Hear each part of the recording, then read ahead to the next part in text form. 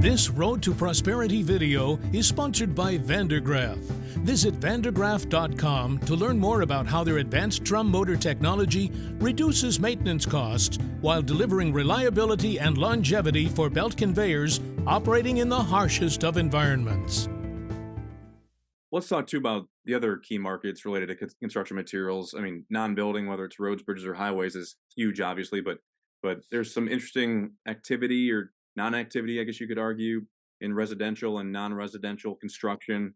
What's the latest that you guys are seeing in those two areas, and maybe you can offer a little bit of detail. You know, what's driving non-residential and what's maybe slowing it down at this stage. So let's look at it overall first. Census Bureau buckets all construction activities into three categories: residential, non-residential, and non-building structures. So overall, we're forecasting a 3% increase. So we're increasing this year, but it's at a lower rate than last year.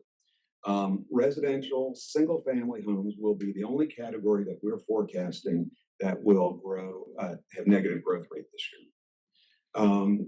It is 16% decline for a single family, offset by 12% increase in multifamily. And so we'll have a net decrease of about 6% in what the Census Bureau captures as residential. Non-residential, all the categories are up. Some of them are small categories and coming off of pretty significant declines. So the percentage increase is off of a low level, but still trending in the right direction. The real benefit in the non-residential is the manufacturing sector. The CHIPS program is helping that. And then in what we call commercial within non-residential, 50% of that category is now warehouse and distribution. And again, those are attractive opportunities for our concrete producers and asphalt producers, and therefore our aggregate producers. On the non-building structure, you're going to have the heroes in there are going to be the infrastructure-oriented components, highways and streets, for example. So non-building is expected to go up 9% this year. So overall, 3% increase, residential down 6%, the non-res up 14%, and the non-building structures this year we expect it to be construction put in place increasing by 9%. Let me just add a little bit of color on the residential side, because I think what is being predicted and what everyone's kind of lived through in their experience is being challenged right now.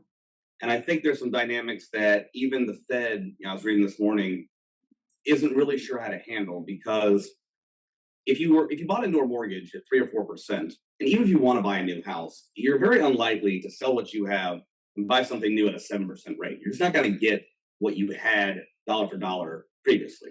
So when you look at the total debt held by the American public on mortgages, the Fed increase is only affecting maybe half of that. Because of that, you've got this huge flow of demographic shift of people in the late millennial stage who are now buying houses who might have put it off. You've got a larger population movement going there. So there's a lot of demand, and the supply is not there for existing homes, which then drives people to build new homes. But this is coming at a time where interest rates are higher for new homes that would naturally drive a decline in residential. So that's why you have kind of everyone's expecting for the worst, and then there might be an increase. Things seem okay, but it's a little bit of a question mark, and I don't think anyone should be making predictions about it because the dynamics are in a place that we haven't seen before. Thank you to Vandergraaf for sponsoring this Road to Prosperity video. To learn more about how their advanced drum motor technology reduces maintenance costs while delivering reliability and longevity for belt conveyors operating in the harshest of environments, visit vandergraaf.com.